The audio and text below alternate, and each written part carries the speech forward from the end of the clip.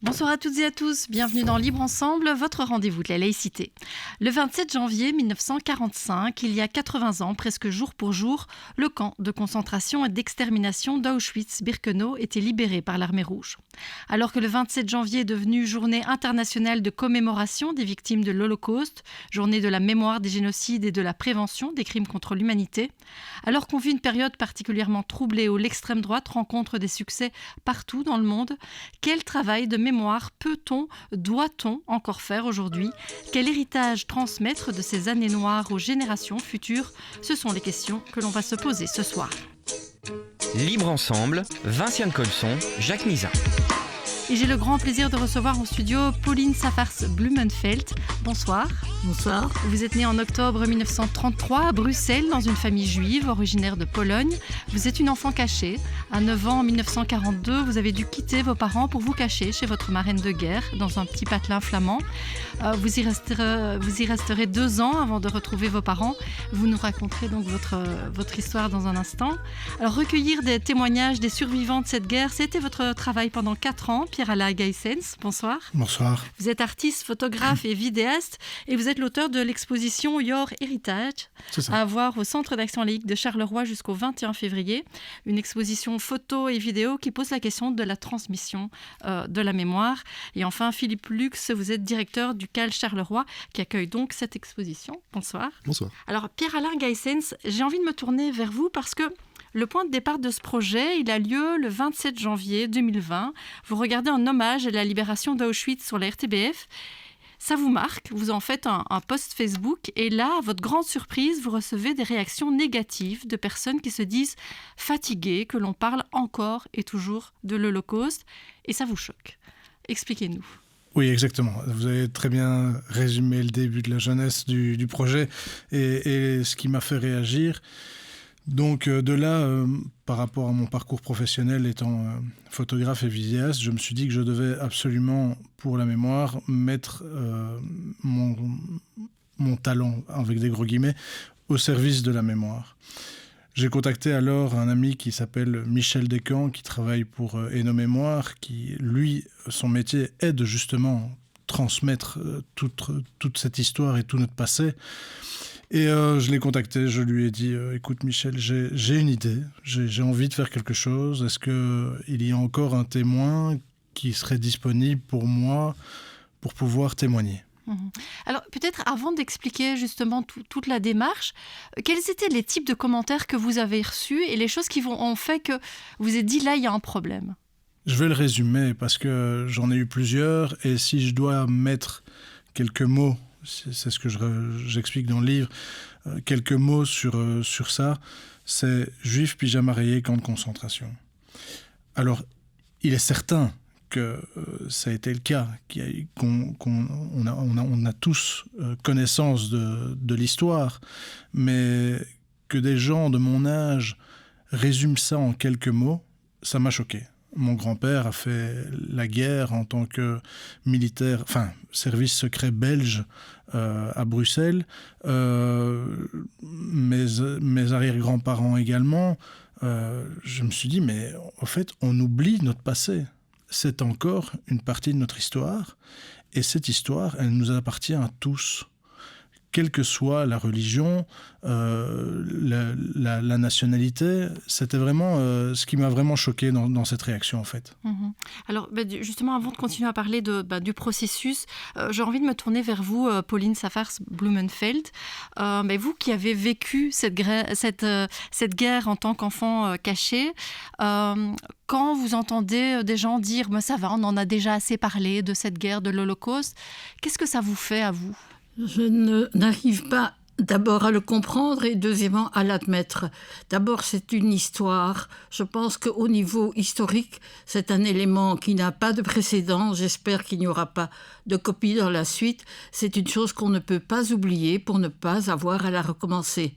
C'est un élément extrêmement intéressant et ce que je comprends mal, c'est que l'antisémitisme continue à être vivant. Et je dirais, je n'oserais pas employer un mot positif, dynamique, à savoir que ça ne s'arrête jamais. Je me souviens que dans les années 45, j'étais au lycée Émile Jacquemin. c'est-à-dire pas très longtemps après la découverte des camps. Et là aussi, un dessin antisémite dans le modèle un peu du Sturmer. En 45-46, vous imaginez, même à ce moment-là, les gens osaient. Et aujourd'hui, on ose de plus en plus. L'antisémitisme est très à la mode. C'est dramatique. Alors, vous avez écrit un livre pour raconter votre histoire avec votre amie France Lemaître. Mais pendant tout un temps, vous n'avez pas tellement parlé de ce que vous avez vécu. Finalement, pourquoi, à un moment donné, vous n'en parliez pas et qu'aujourd'hui, c'est essentiel pour vous d'en parler ? C'est extrêmement personnel. D'abord, je n'ai pas écrit le livre, c'est France Lemaître qui l'a écrit. Mais pendant tout un temps, j'ai considéré, parce que j'ai beaucoup écrit dans ma vie, dans les journaux et toutes sortes, j'ai considéré que ma situation était relativement meilleure que d'autres. Et par respect pour la souffrance de ceux qui ont vécu des choses atroces pendant cette période de guerre, je me suis dit, si moi j'écris un livre, ce sera, disons, un reportage. Et c'est à peu près ce qui est arrivé, en fait. Et donc, c'était vraiment, je ne voulais pas faire celle qui a bien passé le cap. Oui, presque une certaine gêne par rapport aux victimes, à ceux qui ne sont jamais revenus des camps, par exemple, alors que vous...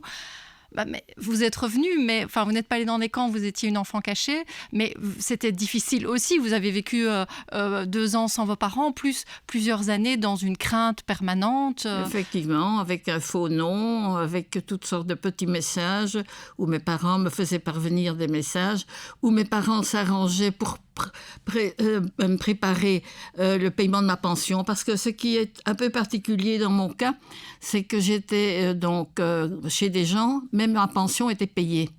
Et donc, quand j'ai voulu demander qu'il soit parmi les justes, parmi les nations, ça a été refusé parce que dès lors où il y a paiement, ça ne marche plus. Et donc, à ce titre-là, moi, j'ai été plutôt bien traitée, mais j'en connais tellement qui... en Belgique même, enfants cachés ont souffert énormément. Et j'étais un peu gênée de raconter une histoire qui finalement était pas si dramatique au niveau des faits. Ce qui était très dramatique, c'est la situation. D'être caché sous un faux nom, raconter des fariboles sur une famille qui est éventuellement... Toujours cette idée que mes parents pourraient être ramassés et que leur grande frayeur, à mes parents, c'était de laisser assez d'argent un peu partout pour que si jamais ils sont arrêtés, que moi, ma pension continue à être payée. Alors que je rappelle que vous n'aviez que 9-10 ans et donc on est aussi dans ce climat de... ans, oui. Voilà, vous étiez encore très jeune. Et du coup, pourquoi est-ce qu'aujourd'hui, ça vous paraît essentiel de parler, de transmettre les choses ? Parce qu'il est grand temps. Il est grand temps. En ce qui me concerne, je suis quand même fort âgée, 91 ans, ça compte. Et les témoins disparaissent. Et déjà avant, alors d'autant plus après, quand il n'y aura plus quelqu'un pour dire « j'y étais, je l'ai vu, je le sais », on peut toujours dire bah, « tu racontes des histoires, c'est de la blague ». Comme disait l'autre, on a gazé des poux. Ce sont des choses qui se sont dites. Quand les témoins auront disparu, ça se dira d'autant plus facilement. Pira Gaissens, est-ce que j'ai l'impression que c'est quelque chose que vous avez constaté aussi, que en fait il y a certains témoins que vous avez retrouvés, interrogés, qui avaient peut-être peu parlé dans leur vie, peu transmis les choses? En effet, on a pu parcourir, donc, comme j'étais accompagné de Michel et de Claude du WHI, on était vraiment sur un travail qui était important pour beaucoup, parce que, comme le disait Madame, on a rencontré des gens qui étaient gênés de leur histoire, pas gênés de honte, mais gênés de ce qu'ils avaient vécu. Ça les troublait encore, et ils n'en ont jamais fait part, même à leur propre famille. Et mon travail, grâce à Your Heritage, c'est de montrer qu'on a tous cet héritage, et que chacun, comme ces 15 portraits et 15 reportages sont le kaléidoscope, si on veut, de la guerre, et non de regarder ça à la loupe, comme on peut simplement focaliser et mettre le doigt dessus sur certaines choses. C'était vraiment que tout le monde se raccroche à un témoin par rapport aux peu de choses qu'ils ont eues comme information de leurs grands-parents, et se faire une image de ce qu'ils ont pu traverser, et des choses horribles, évidemment. Mais du coup, comment vous avez trouvé ces témoins? Comment vous les avez sélectionnés? Parce qu'il y a des témoignages qui viennent de toute la Belgique, de Bastogne à Anvers. Comment vous avez opéré pour les rencontrer? Un travail de fourmi.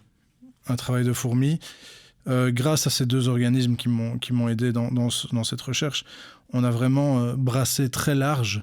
Alors, malheureusement, on a dû refuser pas mal de reportages pour la simple et bonne raison qu'on avait déjà l'histoire en question. Donc, je prends le cas de madame ici, les enfants cachés. Si on était contacté par une autre personne, mais malheureusement, on aurait dû décliner l'invitation pour la simple et bonne raison qu'on voulait vraiment avoir plein de situations différentes, justement pour éviter cet amalgame. Mais ce travail a vraiment été, si ça a pris 4 ans, c'est pas pour rien. Alors Philippe Lux, donc je le rappelle, vous êtes le directeur du CAL Charleroi qui accueille cette exposition Your Heritage. Comment s'est passée la rencontre avec Pierre-Alain Geyssens, et surtout pourquoi le CAL Charleroi estime que c'est son rôle d'accueillir ce genre d'exposition et de mettre en avant ce travail? Donc, chez nous, il y a toute une réflexion de fond qui se mène déjà depuis de nombreuses années autour des phénomènes de radicalité au sens large. Donc vraiment, on parle de toute forme de radicalité. Et donc il y a tout un travail qui est mené au quotidien, et on essaye de prendre de la distance un petit peu par rapport à ce qui peut être relayé dans les traitements médiatiques sur ces questions, où on a eu le sentiment qu'on est souvent fort dans l'immédiateté, dans un traitement qui est purement émotionnel, et on s'est dit qu'on avait un rôle à jouer en prenant de la distance, en essayant de prendre notre temps pour réfléchir, pour analyser les choses en profondeur et amener de la rationalité, là où parfois ça en manque un petit peu dans le monde contemporain. Et donc tout ce travail est mené depuis des années, et dans ce cadre-là, depuis maintenant quelques années aussi, on a commencé à mener toute une réflexion autour du devoir de mémoire, avec, initialement, on avait accueilli une exposition autour de la bande dessinée des enfants de la résistance. Et donc notre envie, c'était de montrer aussi que même dans des situations compliquées, comme une période de guerre, c'est quand même pas rien, il y a la possibilité encore pour des citoyens de pouvoir se dresser contre une oppression en place et de montrer qu'il est possible de résister, et que même quand tout va mal, il y a encore possibilité de faire des choses. Et donc c'était vraiment la dynamique qui était la nôtre. Et dans ce cadre-là, la rencontre s'est faite avec Et nos mémoires et Michel Descamps, et ça nous a conduit à rencontrer Pierre-Alain avec ce projet d'exposition ici, et qui venait vraiment dans un juste prolongement de ce qui était déjà initié. Et pour nous, c'était vraiment l'occasion de pouvoir encore une fois parler de cette situation. Et je pense que les parallèles avec la situation qu'on vit actuellement, il y en a de plus en plus, c'est de plus en plus effrayant aussi, et d'autant plus important du coup de pouvoir en parler et de montrer une fois de plus tous ces témoignages qui montrent que même pendant une occupation, pendant une période de guerre mondiale, il y a des gens qui ont su aussi se rassembler, se fédérer, résister et refuser cette oppression. Et c'est vraiment ce qu'on a envie de pouvoir diffuser comme information à travers nos animations aussi. C'est de voir, aujourd'hui, on a parfois ce sentiment comme ça, que c'est une chape de plomb qui nous tombe dessus parce que l'actualité, elle est assez flippante. Et c'est pas l'investiture d'avant-hier qui va nous dédire. Mais voilà, même dans ces cas-là, on peut encore agir. Oui, on peut encore agir, il y a encore une lueur d'espoir. Et vous l'avez dit, ce travail de mémoire, il est essentiel, mais il est particulièrement compliqué aujourd'hui. Là, je lisais une interview, par exemple, d'associations qui travaillent sur le devoir de mémoire, qui disaient que leurs animations, en fait, il y avait eu de moins en moins d'inscrits l'année passée, suite au conflit israélo-palestinien, par exemple, et qu'il y a une espèce d'amalgame et de mélange de choses. J'imagine que du coup, travailler sur le devoir de mémoire aujourd'hui, est-ce que c'est particulièrement compliqué? Est-ce que, par exemple, au CAL Charleroi, là, il y a des visites d'écoles? Est-ce que tout se fait est-ce que vous arrivez à faire les choses sereinement? C'est pas simple, en fait, effectivement. Et je crois que c'est d'autant plus compliqué qu'on vit une époque où il y a peu de place qui est laissée à la nuance. Et donc, dans nos animations, c'est des choses auxquelles on est confronté très souvent aussi. Et effectivement, il y a une espèce de forme de radicalité décomplexée, en fait, sur tous les sujets. Et ça rend ce travail de devoir de mémoire et d'autres compliqué. Et ça ne fonctionne bien, on le remarque, que quand on a des profs qui font un travail de fond avec leurs élèves en amont, qui travaillent les sujets en profondeur. Et c'est vrai qu'ici, on a la chance sur cette exposition aussi de collaborer avec 2 écoles, avec l'IET Notre-Dame de la région de Charleroi et l'Athénée Royal Vauban et sa section Histoire, qui ont fait tout un travail. Ils ont proposé des panneaux qui viennent compléter l'exposition de Pierre-Alain aussi. Et donc, quand il y a un vrai travail qui est mené, mais sur la durée, une nouvelle fois, c'est là où on voit que les choses peuvent se faire, c'est qu'il faut prendre le temps. C'est des sujets qui sont trop complexes que pour être traités dans l'immédiateté et dans l'émotion. Oui, j'imagine, et alors là je m'adresse à vous deux, que aussi passer par le témoignage, justement la parole, parce que vous par exemple, il y a une exposition photo, mais il y a aussi des témoignages vidéo, et vous avez rencontré des gens à qui vous racontez votre histoire. Passer par la parole, par le témoignage du vécu, c'est essentiel aussi pour faire évoluer la pensée, faire évoluer, faire tomber des stéréotypes peut-être parfois aussi. Il y a un élément qu'il faut tout de même prendre en considération, à savoir ces événements-là ont eu lieu, quels que soient les événements qui ont lieu aujourd'hui. Comment peut-on nier ce qui s'est passé par rapport à ce qui se passe aujourd'hui ? Ça n'a aucun sens. Passer par le témoignage, ça vous paraît... j'imagine que ça vous paraît une bonne option, puisque c'est celle que vous avez prise, Pierre-Alain Gaëssens. Alors, oui, parce que je le dis tout le temps, et c'est toujours avec beaucoup d'émotion que je le dis, ces 15 témoignages, c'est à chaque fois entre 3 et 5 minutes que vous pouvez voir pendant l'exposition, mais il y a à chaque fois 2h30 de reportage sur place avec la personne qui se livre, où justement... vous avez vraiment l'impression, je vais parler avec des termes anciens, mais de prendre une VHS, de la glisser dans le magnétoscope, d'appuyer sur play, et l'histoire se déroule. Sur ces 15 histoires, j'ai pleuré 15 fois. Et je pleure encore.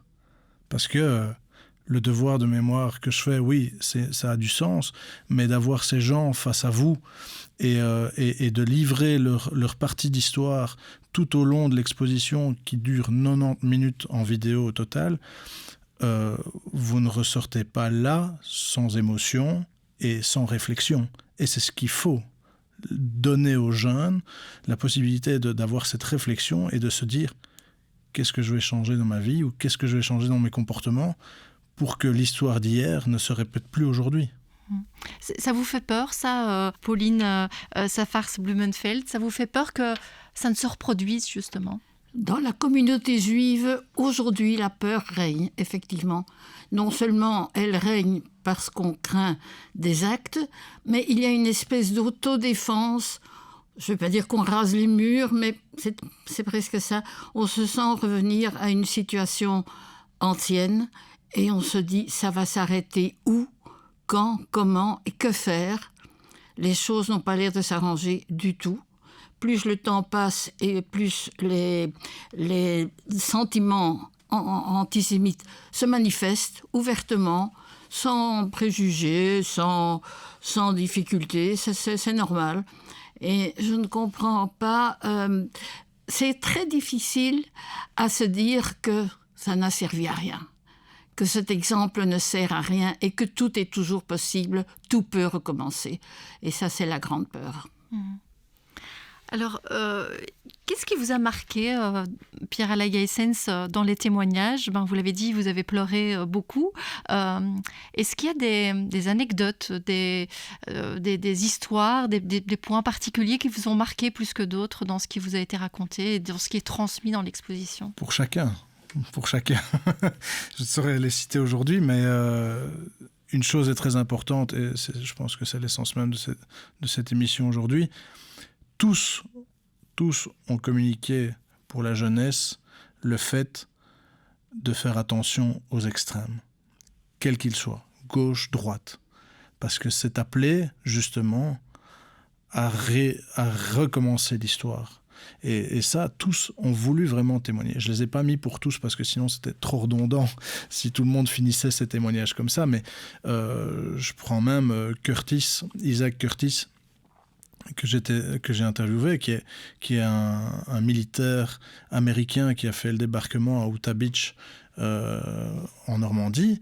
Il ne faut pas que ça recommence. Ça ne peut plus se reproduire. Alors, on parle de quelqu'un qui est de l'autre côté de l'océan et qui est venu ici pour combattre. Même lui le dit. Donc, Si j'ai un mot à dire par rapport à ça, c'est ce que tous ont dit, et c'est ça qui nous a vraiment marqué tous les trois dans ce travail, c'est de faire attention au vote, tout simplement. C'est bête, parce qu'on est là, on écoute leur histoire, leur récit, mais c'est ça qu'ils veulent communiquer. Dans les témoins qui témoignent dans l'exposition, il y a Alberto qui a été à Auschwitz, et c'est sa fille, je pense, a visité l'expo, et elle disait, mais en tout cas, voilà, mon père, moi ce que je retiens de lui, c'est une certaine joie de vivre. Et quand j'ai lu votre livre, Pauline Safars, Blumenfeld, c'est aussi quelque chose qui m'a marqué. C'est une espèce de joie de vivre, être joyeux pourquoi ? Pour oublier l'horreur, pour surmonter l'horreur, j'ai l'impression que la joie de vivre a été quelque chose qui est un fil rouge de toute votre vie. C'est effectivement un fil rouge et je le cultive avec énormément d'adresse. Je pense que mon mari disait que nous sommes tous des rescapés. Et donc la vie que nous avons, nous devons vraiment en faire quelque chose d'important, de juste, de bon, de fraternel, d'agréable, de vivable. Et peut-être que ce sentiment d'être passé vraiment par le trou de l'aiguille fait qu'on apprécie d'autant plus la vie. Et j'ai vécu ça après la guerre, mais d'une façon... J'étais très jeune, j'avais 11 ans, 12 ans. D'une façon plutôt automatique, il fallait s'affirmer. On est là. Ne croyez pas que nous sommes là. 1 sur 2 était mort. Il faut bien se rappeler qu'en Belgique, 1 juif sur 2 est mort pendant la guerre. C'est une proportion... Oui, quand vous êtes rentré dans votre école, vos copains de classe, la majorité avait disparu. La moitié de la classe manquait. La moitié de la classe. Du côté d'Anderlecht, où j'ai toujours vécu, et où je vis toujours d'ailleurs, il y avait une forte proportion d'élèves juifs. Et quand on est rentré, la classe était totalement différente. Et celle qui restait, moi j'ai repris ma place là où je l'ai laissée, c'est-à-dire j'ai sauté la 4e et la 5e. Mais d'autres élèves étaient plus âgés et n'ont pas pu faire ça, ont dû faire rattraper le temps perdu. Il y avait un espèce d'amalgame il fallait s'y faire. Autrement, après cela, il y a eu la libération des camps, l'arrivée des rares rescapés, et nous qui étions là dans une sidération totale, parce qu'on ne s'attendait pas du tout à ça, et ça a été une période extrêmement compliquée, parce qu'on n'osait même pratiquement pas en parler. On avait peur, de faire de la peine, et ceux qui en revenaient se disaient, on ne me croit pas, on ne s'intéresse pas à moi. C'était une période extrêmement difficile, qu'il a fallu faire passer. Moi, j'étais trop jeune encore pour vraiment le vivre, mais à la réflexion qui est venue après, je me suis rendu compte après que les rescapés ont eu un mal de dingue quand ils sont rentrés. C'était pas fini. Ils portaient encore leur poids sur eux. Et quand je vois qu'aujourd'hui l'antisémitisme fleurit, je suis tout à fait d'accord avec ce que vient de dire monsieur là. Ce qu'il faut surtout essayer d'éviter, c'est l'extrémisme, quel qu'il soit. Droite, gauche. Les extrêmes mentent. Ils mentent pour agrémenter leurs théories, pour faire passer leurs idées. Essayons de rester dans la vérité, au centre. Et alors, Philippe Lux, j'ai envie de vous faire réagir sur la citation que vous avez choisie pour votre carte de vœux cette année au Cal Charleroi. Vous avez mis « Tout peuple qui s'endort en liberté se réveillera en servitude ». Alors, c'est une citation qui n'est pas nouvelle. Je pense qu'elle date des années 30, il me semble. Mais c'est une citation qui a vraiment encore tout son sens et sur laquelle on doit encore réfléchir aujourd'hui. Mais oui, c'est ce constat finalement que... Quand on n'a pas connu ces épreuves et cette adversité, je pense qu'on peut très vite oublier la chance que l'on a de vivre ce qu'on est en train de vivre. Et c'est probablement ce qui est en train de se passer actuellement aussi. C'est qu'on a l'impression que c'est acquis, en fait. On a l'impression que c'est acquis et qu'il faut plus se battre pour garder tout ça. Et c'est des choses auxquelles on a souvent été confrontés dans nos animations aussi. Des gens qui nous disent « mais oui, mais c'est bon, on connaît la Seconde Guerre mondiale, on en parle depuis le début de notre scolarité, on sait, mais n'empêche qu'on voit partout en Europe les gens qui votent à l'extrême droite quand même. Donc on sait, mais apparemment on ne sait pas si bien que ça. » Et c'est vraiment ça qu'on a envie de mettre en avant avec cette citation, quoi. C'est l'importance en tout cas de se dire c'est pas parce qu'on a l'impression que tout va bien et que c'est acquis qu'il faut pas se battre pour garder tout ça, parce qu'il y a des choses qui se profilent et contre lesquelles il faut se battre. Et si on s'endort et qu'on regarde ça arriver comme ça en mode pantouflard sans trop... c'est un peu la chronique de l'avènement annoncé de quelque chose qu'on n'a pas envie de voir arriver en fait. Est-ce que, Pierre Lagaessens, votre exposition et votre message est peut-être de dire aussi aux jeunes, aux moins jeunes, interrogez vos parents, vos grands-parents, vos arrière-grands-parents, faites-les parler, transmettez les choses. Susciter l'intérêt, oui, c'est vrai. C'est vrai. Et j'ai été cette semaine pour... voir une guidance que le CAL organise par rapport à mon expo. Je voulais un peu voir comment c'était mis en place et je suis très agréablement surpris parce qu'ils arrivent vraiment à mettre les jeunes en confiance parce que bon, on parle d'adolescents bien souvent qui sont là un peu introvertis pour parler devant tout le monde. Là, c'était des groupes de 30. C'était vraiment intéressant parce qu'il y a vraiment eu un échange. Leur équipe arrive vraiment à sortir des mots des élèves, à avoir une communication et autres. Et ça veut dire que le message, quand ils sortent de l'exposition, j'ai eu un débriefing de l'institutrice et qui me dit ils sont en manque, ils n'ont pas tout vu et ils veulent revenir, seuls même. Alors qu'on parle d'un sujet quand même un peu délicat, qui ne plaît pas toujours à tout le monde. Et donc voilà, on a réussi, le CAL et EuroHeritage, à créer quelque chose, à donner l'étincelle à certains, d'avoir de l'intérêt sur le sujet. Et ça, c'est important. Ils sont sortis de là et les 10 minutes de trajet que l'école a eu en bus, il y a eu vraiment des échanges super positifs. Les profs étaient très, très contents et ils sont sortis aussi avec beaucoup d'émotions. Alors qu'on pourrait dire, oui, ils ne sont pas touchés par les personnes âgées qui parlent dans ces écrans, mais au fait, comme les personnes interviewées sont interviewées de façon à ce que vous soyez face à l'histoire, ça match. Et Pauline Saffers-Blumenfeld, peut-être un dernier mot sur l'importance pour vous de transmettre encore et toujours. Vous le ferez jusqu'au bout, j'ai envie de dire. Jusqu'au bout. J'avais effectivement essayé. Je n'ai pas commencé, il y a pas très longtemps que je m'en occupe et depuis lors, je suis passionnée par le sujet et je suis vraiment très heureuse d'entendre ces messieurs parler. Je ne connaissais pas votre initiative là. Je pense que le principal point, si l'on veut que ça ne se reproduise pas, c'est communiquer, informer, donner les éléments comme ils ont été en réalité, pas enjoliver. Il faut parler et il faut trouver le mot juste. Est-ce que je peux terminer par une anecdote ? Oui, allez-y. Qui n'a rien à voir, mais que j'aime. Dans les temps anciens, il m'arrivait d'organiser des petites conférences et j'avais invité un rescapé qui nous raconte, qui avait écrit un livre, et il s'agissait de la marche de la mort. Lorsque les Russes approchaient des camps d'Auschwitz, les Allemands ont vidé le camp des personnes valides pour les envoyer en Allemagne, là où il y avait besoin, il manquait de bras dans les usines allemandes. Et donc, ils envoyaient les prisonniers valides. Et ces prisonniers marchaient des jours et parfois plusieurs jours avant d'arriver à une gare, à un train. Et c'était ce qu'ils appelaient donc la marche de la mort. S'il y avait le moindre souci, réclamation, c'était une balle dans la tête. Et d'ailleurs, il y a eu des milliers de victimes.